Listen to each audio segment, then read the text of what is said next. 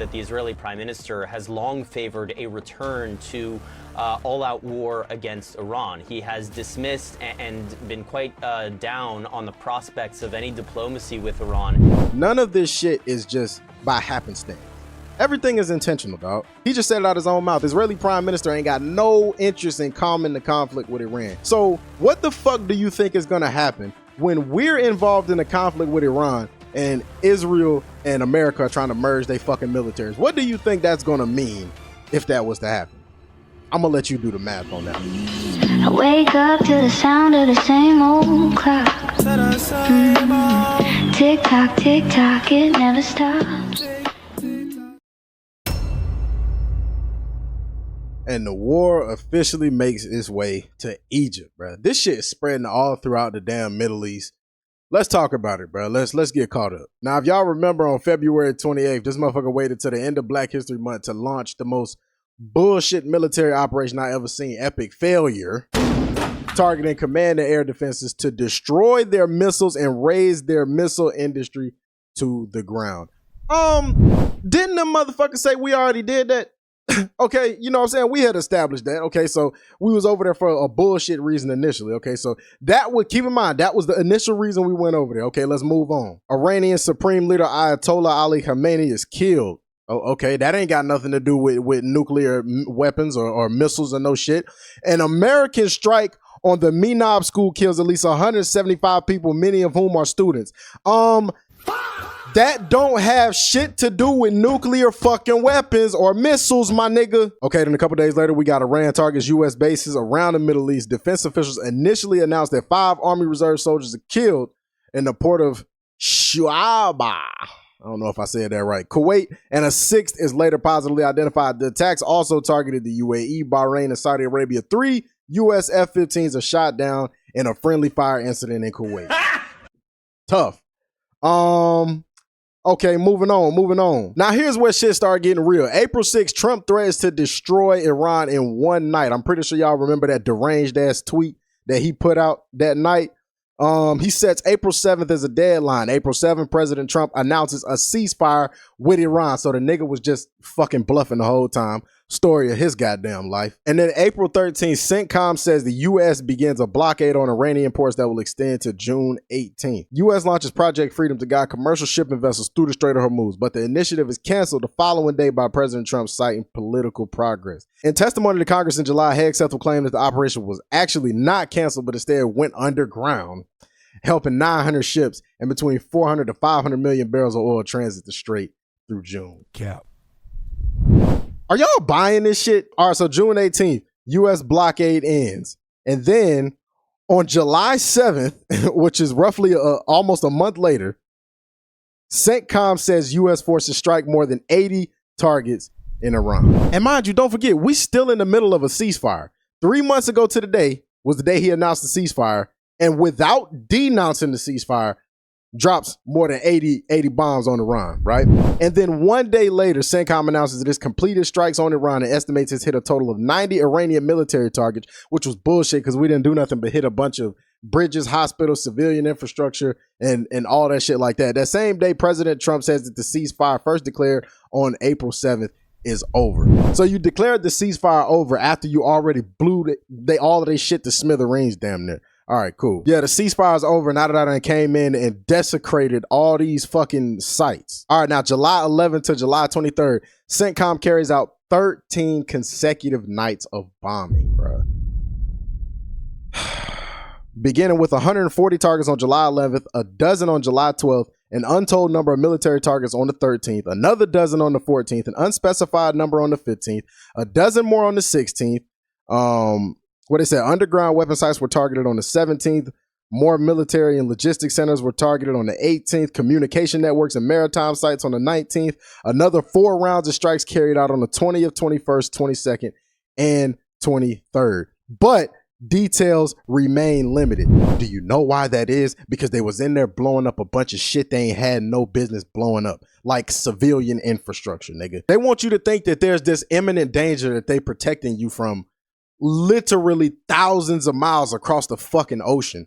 But you so damn blind, you don't even see the enemy that's in your goddamn backyard fucking you with no Vaseline. I don't get it. July 27th, the Pentagon increases its official count of wounded in the Iran conflict by over 200 in an overnight update, bringing the total number of troops wounded in the war to more than 600. The disclosure comes days after news reports that the Pentagon appeared to lower its casualty count on its online tracking site. Yeah, they lying to y'all about the casualty count, bro.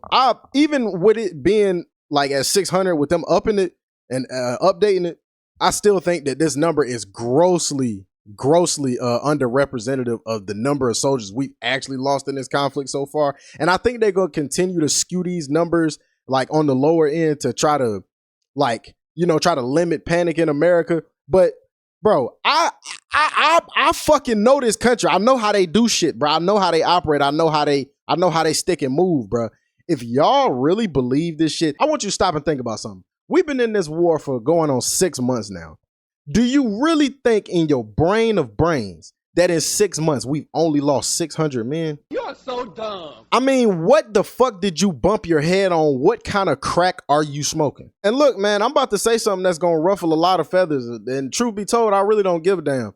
I cannot find it in myself to feel a great amount of remorse for these American troops that are going over there and getting kabloomed. I'm sorry, bro. I just can't, because we ain't got no business over there to begin with. And it's no longer like, oh, the masses are in the dark about all this shit. No, it's on Front Street. We see what the fuck is going on. We know the motives of our country for being in these foreign lands. If you willingly go over there to be a cog for this machine and to continue to be a foot soldier for this administration, bro, how do you expect me? How are you going to ask me to feel some type of mercy and sorrow and pain for somebody who willingly wanted to go over there to, destroy those land for those people, to go over there and kill people that have absolutely nothing to do with, like, these are all like nefarious motives. This is nothing that is better in the country. This is nothing that's like a life or death situation for us where we are fighting out of retaliation, or we fighting to defend our home country like they try to make y'all believe fighting for America. We're not doing that anymore. Those days of the military and the tributes standing up for the country and fighting for our freedom, those days are long fucking gone. The only thing we fighting for now is oil and imperialistic power in other places. That's literally all it is, bro. And while I stand on everything I just said, I can still acknowledge the fact that it's sad as hell that these motherfuckers are sending our sons and daughters, our babies, to go over there and fight a war that really we didn't even need to be in to begin with, to fight a pointless war for political and economic motives. And for what? Just to come back and do another bullshit dignified transfer, and so that way you can send another round of them out there to do the same thing? Like, come on, bro. When are we gonna wake up and get tired of them running this same bullshit ass play on us? And now that brings us to today, July 30th. CENTCOM says the U.S. carries out dozens of strikes on the IRGC targets overnight. Now, that's just from February 28th up to today, pretty much the most significant highlighted points of this war. And now, as I mentioned at the start of the video, this conflict has now sucked Egypt into the mix, bro. All right, we got it right here. The U.S.-Iran conflict is pulling in more countries, including Egypt, which was struck for the first time this week, man. Let's hear about it. The Iran war. Egypt has confirmed that a drone attack caused a fire on 2 ships at one of its Mediterranean ports on Wednesday. No one has claimed responsibility. One of them was an American port. One of them was an American port. Just letting y'all know that. So, by them saying nobody's claiming responsibility, one of these being an American port should kind of, should kind of clue y'all in a little bit. No injuries or deaths were reported, thankfully. However, it marks the first time that Egypt has been hit, raises concerns, of course, about the spread of the ongoing conflict. This as the US unleashed a heavy wave of strikes against Iran in retaliation for the surprise attack on US forces in the region.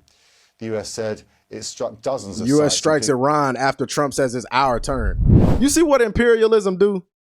Start a whole fucking third world war that we didn't need to be in. And why? All because America want to go into these foreign lands, plant their own infrastructure, start bullshit with everybody else. And then when they get the little guy smacked up, they don't want to do nothing to try to help him out. And now they leave the little guy to fend for himself. When you plant your bases in all these countries like Egypt, Kuwait, Bahrain, places like that, and then they get sucked into the bullshit, now you leave it up to these people who have nothing to do with this goddamn conflict to deal with this oncoming death and destruction. Why? Why? I mean, for America not even to have the fucking decency in battle to walk away after the damage is done. These niggas disgust me, man. Leading military command centres. We're joined now by Kevin Liptak at the White House, Jeremy Diamond in Tel Aviv. I mean, Kevin, what's the response here? Because every time it feels like the Americans are ramping up pressure on Iran, then, you know, the scale of this war spreads through the Middle East. It only gets bigger. Right. That is because America has planted its fucking bullshit ass footprint damn near everywhere in the Middle East. So now when America's got conflict, all those little places where we are in the Middle East, they got conflict too. It's just never ending, dog. Cause for concern at the White House as the president both tries to wind this war down, but also feels obligated to retaliate against the Iranian strikes on American positions in the region. Now, what we saw last night did stop short. And look, that's not because he cares about the other countries. This is literally just pride. This is only fucking pride. This is like a game of Monopoly to these niggas, and we are literally just pieces on the board. Our soldiers to them are just pieces on the fucking board. They're a means to an end. That's all you are. They don't look at you as human. They look at you as a fucking number. They look at you as a machine. They're spitting out soldiers. They don't give a fuck about one more than the other one. All right?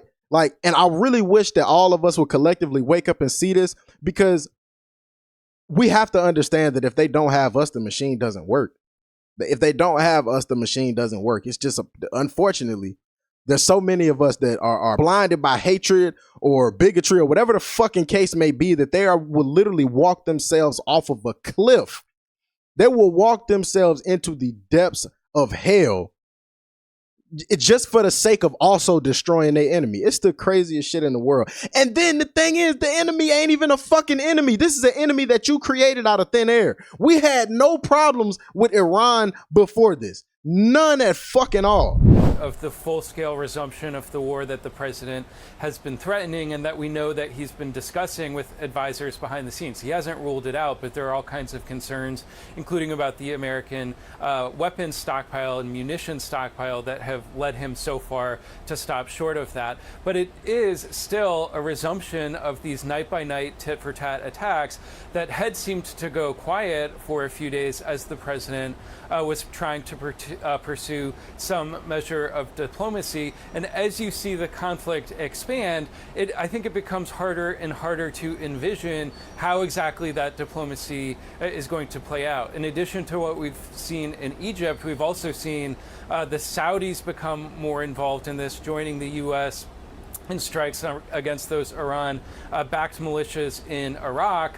We saw yesterday here at the White House a visit from the Saudi Defense Minister Khalid bin Salman. It wasn't on the president's schedule. It flew somewhat under the radar, but I think it was very, very significant. He met both with President Trump and the Vice President J.D. Vance, and what we were told is that he was conveying a message from his brother, the Crown Prince Mohammed bin Salman, about how he sees this conflict going ahead. And certainly I think the Saudis do want to restore some degree of stability in the region, but how exactly the president can do that at this point isn't clear. Clearly, the Iranians believe they have. Yeah, and it's not going to be clear no time soon, especially if this, I'm telling y'all, bro, if the Senate passed this NDAA with the Section 219, I think they revised, they wrote up their own provision of it. Well, they wrote up their own revision of the provision and called it like Title 1217 or some stupid shit like that. If the NDAA passes the Senate floor with that shit on there, I'm telling you, this is about to turn into a full-fledged, I'm talking about a full-scale, all-out world war. And I mean one that could seriously put a large percentage of the world in grave danger. If you don't catch my drift, I'm talking about fucking nuclear war. That's what I'm talking about. Y'all need to understand, once Israel has access to share our weapons production, share our technology development, share our fucking most highly classified secrets, all of our country's intelligence, every fucking thing. Once those things, because right now they're trying to say, oh, it's not really the military. That's what the fuck it is. The militaries are merging. Do not let these motherfuckers fool you. If that happens, bro, y'all can kiss any fucking morsel of hope that you were grasping onto. You can let that shit go. I truly do believe that would mean nuclear warfare in our lifetime. I don't want to live through that, but it don't look like anybody, and when I say anybody, I mean the people or the fucking politicians, the suits and ties. Nobody's doing nothing to fucking stop it. Like, regardless of what we disagree about politically in this country, bro, who the fuck wants to go to nuclear war, bro? What are we doing? Have some leverage here. They recognize that there is not a huge amount of appetite either in the White House or in the United States generally for a resumption of combat operations. And the stakes are only getting higher for President Trump 3 months before the midterm elections, as more and more Americans are souring on how he's been handling this. 3 months is not a particularly long amount of time to get the conflict resolved and to turn those numbers around. And so I think a lot of questions about how he gets out of this impasse, but obviously the war seems to be getting bigger and not getting smaller in the way that he would like it to. Yeah, I don't think they're planning on getting out of this. Jeremy, I mean, we haven't had it confirmed that it was Iran or one of its groups that attacked Egypt, but it is a clear message, it feels like, from Iran. And what's the view from Jerusalem on that, the way the war's spreading? Yeah, that attack in Egypt certainly raising questions about this conflict widening and also obviously coming closer to Israel's borders once again. Obviously, Jordan, which is a neighboring country to Israel, has been the subject of recent attacks as it hosts several American military bases. But Egypt has not been struck before, and this attack on the port now raising new questions about potentially a new front developing in this conflict, even as we wait to see whether it was Iran, one of its proxies, or one of its proxies who carried out this attack. Now, from the Israeli point of view, obviously we know that the Israeli Prime Minister has long favored a return to all-out war against Iran. He has dismissed and been quite down on the prospects of any diplomacy with Iran actually leading to the kind of agreement that he believes is necessary in order to Is it not like y'all don't, that's literally, listen to what he's saying. It's not a coincidence that as all of this shit is going on, now they're trying to propose Section 219 of the NDAA. None of this shit is just by happenstance. Everything is intentional, dog. He just said it out his own mouth. Israeli Prime Minister ain't got no interest in calming the conflict with Iran. He ain't got no interest in deadening the beef. So what the fuck do you think is going to happen when we're involved in a conflict with Iran and Israel and America are trying to merge their fucking militaries? What do you think that's going to mean if that was to happen? I'm going to let you do the math on that one. Remove Iran's nuclear program and seal it off for the future. But Israeli officials have taken pains in describing this most recent meeting between the Israeli Prime Minister and President Trump to say that Prime Minister Netanyahu was not trying to persuade President Trump to resume the kind of situation of all-out war in Iran, but rather describing it as an exchange of ideas, with the Prime Minister presenting several potential ways forward in order to ratchet up the pressure on Iran. Yes, kinetic action on the one hand, but also a widening of the economic pressure campaign on Iran as well.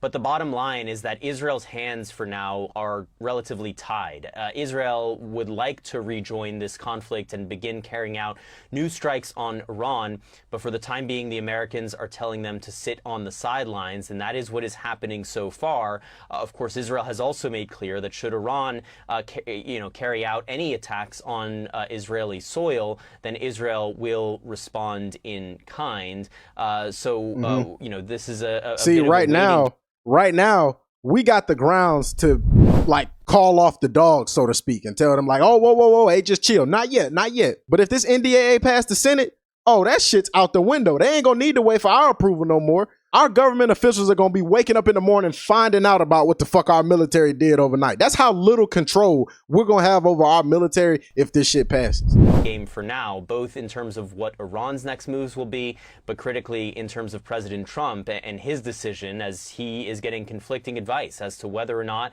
to escalate the conflict further, focus on economic pressure measures instead, or simply wait it out and try and negotiate a deal with Iran once again. And we see that hasn't worked because the only deal we signed with them, which was what, that 14-point deal, which was literally us handing them a bottle of Vaseline and turning our ass up to them. That's literally what that deal was. So outside of the Egypt attacks, that attack on the IRGC that I told you about just happened overnight into this morning. They're saying now, listen to this, a vow of retribution. This shit is crazy. In Tehran, IRGC guards said that the Strait of Hormuz will remain closed and that the aggressor will be punished today.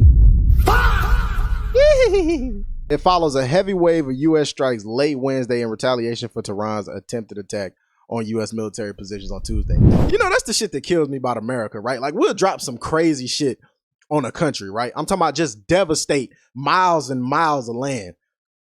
And then when the country defends itself, not even like touching American soil, just American infrastructure that's in the country surrounding them, America is like ready to just eliminate every living thing on that piece of land. Why are we so fucking evil? We are literally worldwide terrorists. But that's all I got today, man. Look, it's getting bad. Shit's getting real fucked up. As far as this NDAA, bro, y'all just need to call y'all senators, bro. That's the last hope we got. I don't know what else to tell y'all other than call y'all senators and cuss their ass out. Tell them not to vote to pass this NDAA. And yeah, I don't know what else to do, bro. Because right now, the niggas that's in control are blaming some niggas who don't have no power, i.e. Republicans are blaming Democrats, all the while they are the ones that are actively voting to continue going over there and blowing shit up. So I'm gonna try to keep y'all updated in the coming days with what's going on, not only with this war, but also with what's taking place on the Senate floor. These are the final days that we have to save ourselves, y'all. I'm telling you, it's a crucial time right now in American history, and everybody needs to stand up and do their part. I'm not bullshitting, bro. Like, this shit is real. It's here. World War III is here. But that's gonna be all for this video. I ain't gonna say I hope y'all enjoyed it, but I hope I was able to give you some insight on what's going on in the world. I hope I was able to help inform you a little bit. But yeah, that's all I got for y'all today, man. Y'all let me know what y'all think down below in the comments, and I'm gonna catch y'all in the next one. One love. It's made.